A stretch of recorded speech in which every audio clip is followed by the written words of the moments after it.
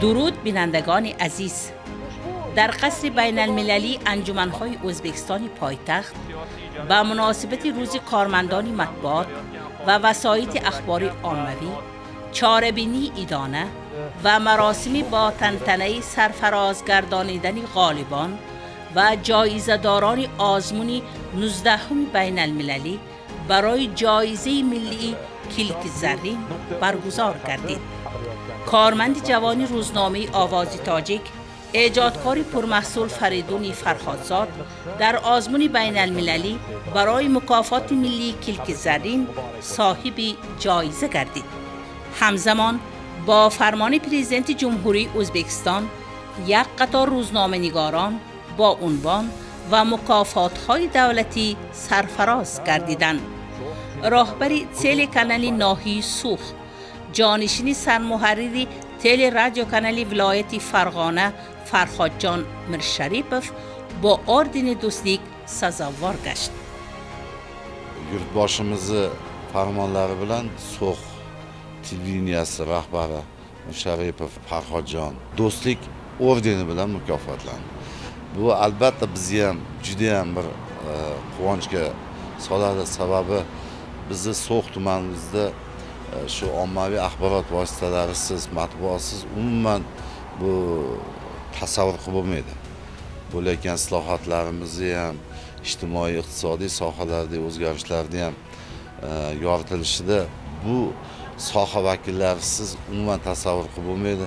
Shuning uchun men ham juda katta rahmat aytaman. Biz bilan yelkama-yelka bo'lib har bitta harakatlarimizda, ayniqsa So'x televideniyasini alohida bir e'tirof ketmoqchi edim.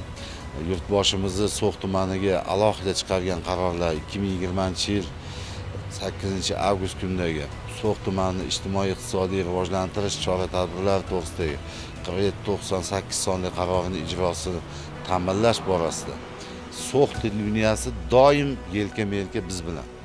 Ularda bormagan obyekti, tasvirga olmagan jarayonlari yo'q desak ham bo'ladi. Har bitta qaror ijrosi doirasida amalga oshirilayotgan ishlarimizni ular nafaqat yoritib borishadi, balki nazorat qilib borishadi. O'sha xalqimiz tomonidan, So'x tumani aholisi tomonidan tushayotgan murojaatlarda, misol e'tirozlarda yoki bo'lmasa takliflarda bizga yetkazib beradi. Bu nimasi bu? Bu xalq bilan bizni davlat o'rtasidagi ko'prik vazifasini bajaradi. این کامیابی نتیجه مهنت بسیار ساله فرهاد میرشریپov می باشد. میرشریپov نه تنها در ساحه خود بلکه در جامعه نیز شخصیتی پر احترام و منبع الهام می باشد. در تشکیل و فعالیت تلویزیون سوخ و در حل یکجان معماهای سوخ زمین سهمی مناسب دارد.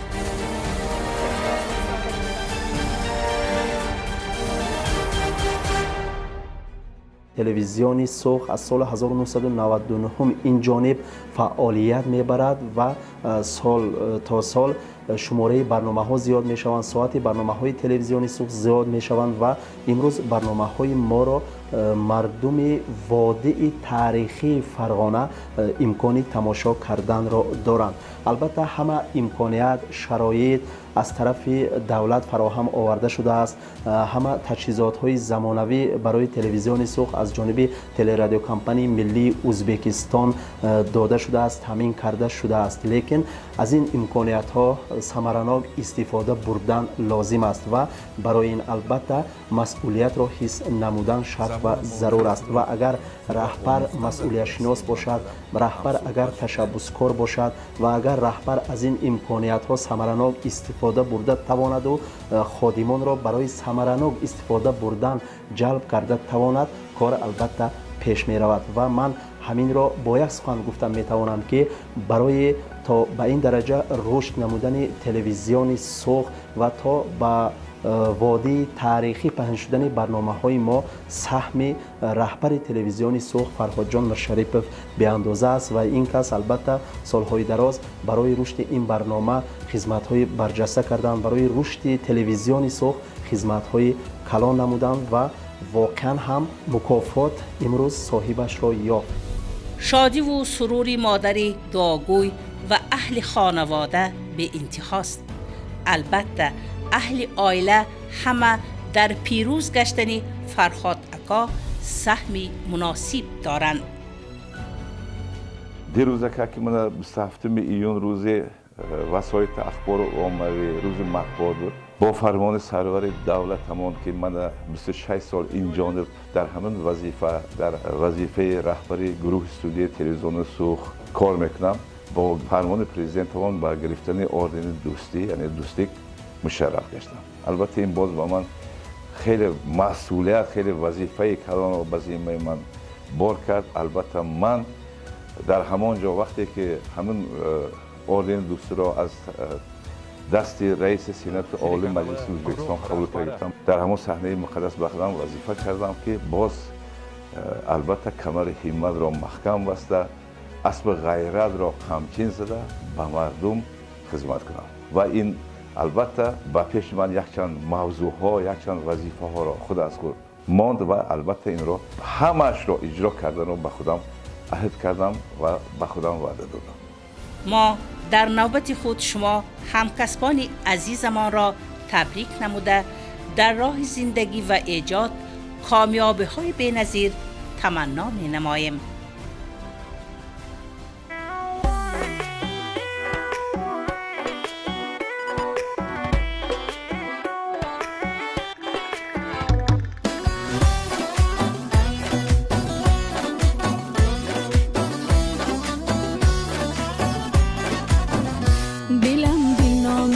چشمانی آبی، منم بیدار و اما غرق خوابی.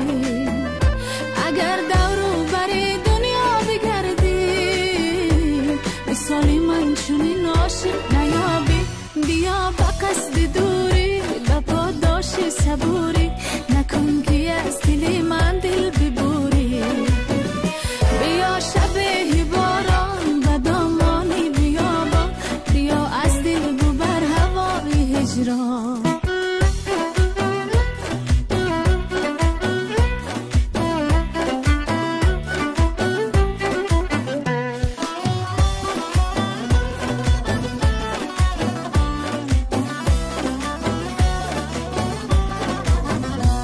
سپردم امتحان دل جدایی، در این شب‌های سردی به صدایی. سپردم امتحان دل جدایی، در این شب‌های سردی به صدایی. بله در پای شب‌های انتظارم که شاید ناگهان از در درایی. بیا با قصد دوری، با پاداش صبوری، نکن که از دل من دل ببوری. بیا شب باران و دامانی بیابان، بیا از دل ببر هوای هجران.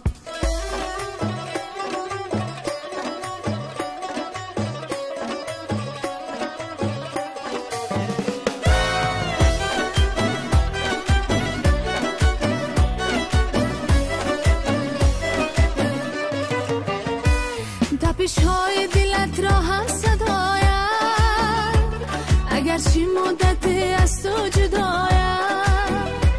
تپش‌های دلت را هم صدایم، اگرچه مدت از تو جدایم. میان این همه مردمی عالم، عزیزی و عزیزی از برایم. بیا با قصد دوری، با پاداش صبوری، نکن که از دل من دل ببوری. بیا با قصد دوری، با پاداش صبوری، نکن که از دل من دل ببوری. بیا شب باران و دامانی بیابان، بیا از دل ببر هوای هجران. بیا از دل ببر هوای هجران.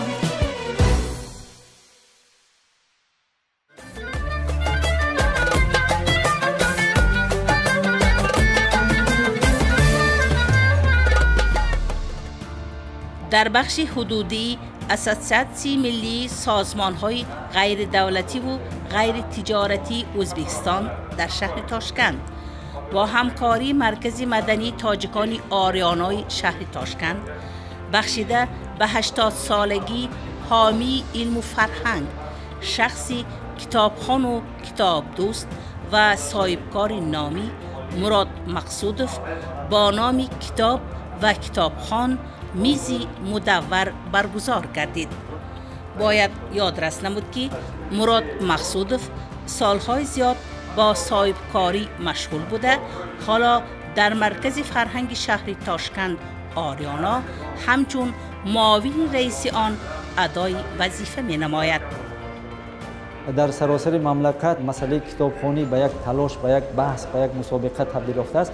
برای ما با همون زیر شعار کتاب و کتابخوان همین محفل را تشکیل کردیم که امروز با خوانندگان واخوری تشکیل کرده و درباره کتاب، درباره مطبوعات، درباره خواننده، درباره مؤلف، درباره ادبیات رد و بدل کنیم.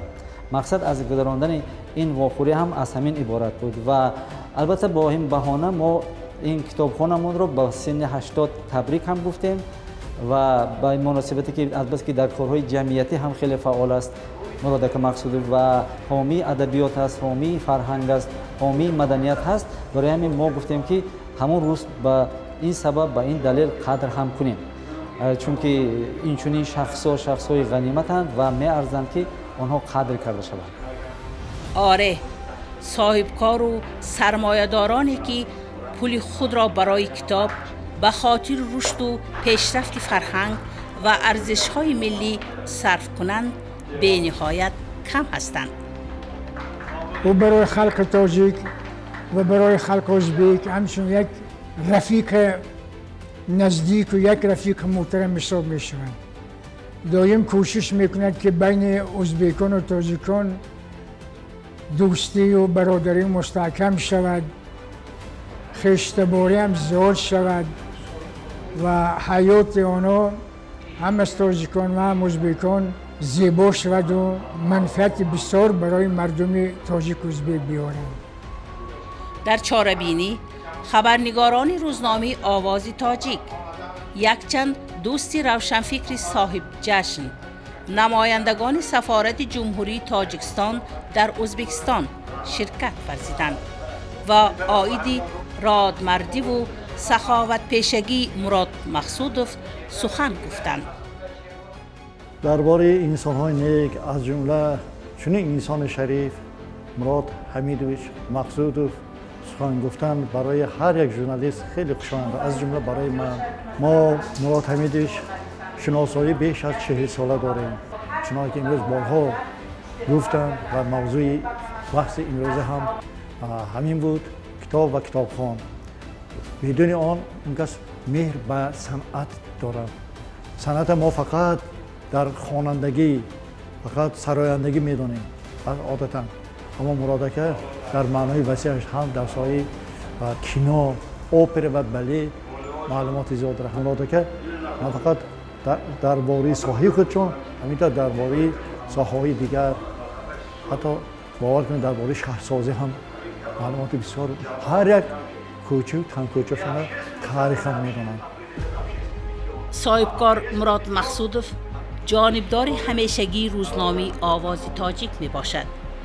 سهم و نقش بی‌نظیر او در برگزاری جشن‌های ملی و محفل‌های کتابخوانی، دستگیری او از ایجادکاران، فهمیش و درک فیلسوفانه او از حیات، تلاش و انتقادهای او در بخش تازه نگاه داشتن زبان برای هر یک ما مکتبی عبرت است. O'zbekiston nodavlat nojo'ya tashkilotlari milliy assotsiatsiyasining asosiy vazifalaridan biri mamlakatda amalga oshayotgan nodavlat nojo'ya tashkilotlarning faoliyatini qo'llab-quvvatlash, ularni assotsiatsiyaga birlashtirish, xususan amalga oshayotgan islohotlarda ularning ham ishtirokini kengaytirishdan iborat. Bilamizki, milliy madaniy markazlar ham nodavlat nojo'ya tashkilotlari hisoblanadi. O'tgan davr davomida aynan shu Toshkent shahrida faoliyat yuritayotgan 24 ta nodavlat nojo'ya tashkilotlari bilan milliy assotsiatsiyaning Toshkent shahar hududiy bo'linmasi hamkorlikda uchrashuvlar, shu jumladan hamkorlik memorandumlari imzoladi. Maqsad nimadan iborat? Maqsad demak ularni ustavida belgilangan maqsad va vazifalarni amalga oshirishda milliy assotsiatsiya tomonidan amaliy yordamlar ko'rsatish. bugungi tadbirimiz ham kitob va kitobxon degan mavzuda bo'lib, asosiy maqsad nimadan iborat? Birinchi navbatda yosh katta avlodni va uni o'sib kelayotgan yosh avlodni o'sha ma'naviyatini yanada yuksaltirish, ularni kitobga bo'lgan muhabbatini oshirish maqsadida davra suhbatini tashkil qilyapmiz. Davra suhbati davomida o'sha yangi nashr etilgan kitoblarning taqdimoti va ularni targ'iboti, mahallalarda ham kitobxonlikni targ'ib qilish, ayniqsa o'sha Oliy Majlis huzuridagi jamoat fondi tomonidan e'lon qilinayotgan tanlovlarda milliy madaniyat markazlarining ham grant tanlovlarida ishtirok etib, o'sha mahallalarda kitobxonlikni targ'ib qilish, insonlarning ma'naviyatini oshirishga qaratilgan tadbirlarni ko'proq o'tkazish masalalarida bugun bir maslahatlashib oldik. Bu amalga oshayotgan islohotlarda hammamizni bir yoqdan bosh qazib, o'sha O'zbekiston umumiy uyimiz degan g'oya atrofida birlashib, aloqalarimizni yanada mustahkamlashga xizmat qiladi.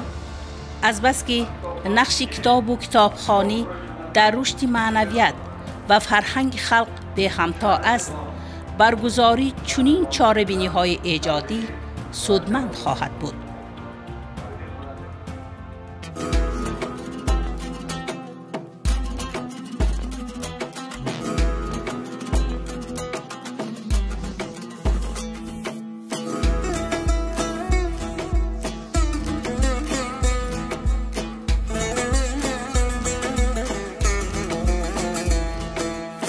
اطلسی زیبای تو جلوه‌گر و صحنه‌زیر می‌نگرم سوی تو گشته چو گل‌ها بزیر اطلسی زیبای تو جلوه‌گر و صحنه‌زیر می‌نگرم سوی تو گشته چو گل‌ها بزیر اطلسی زیبای تو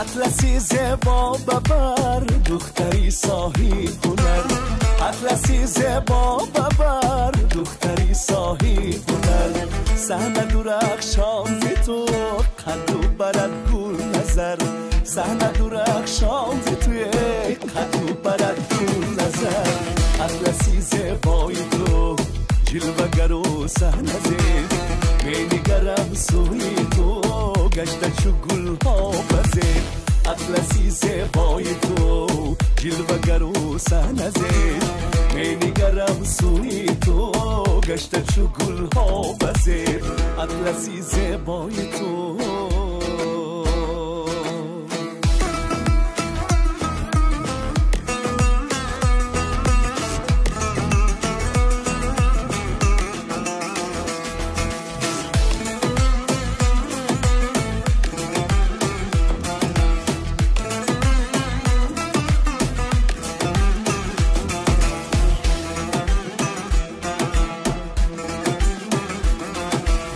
قد و قامت بینید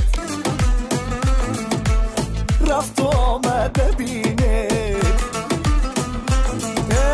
قد و قامت بینید رفت و آمد بینید را گشتناش خوشگرام شمس و ماهک بینید را گشتناش خوشگرام شمس و ماهک بینید اطلسی زیبای تو جلوه‌گر و صحنه‌زیر می‌نگرم سوی تو گشته چو گل‌ها بزیر اطلسی زیبای تو جلوه‌گر و صحنه‌زیر می‌نگرم سوی تو گشته چو گل‌ها بزیر اطلسی زیبای تو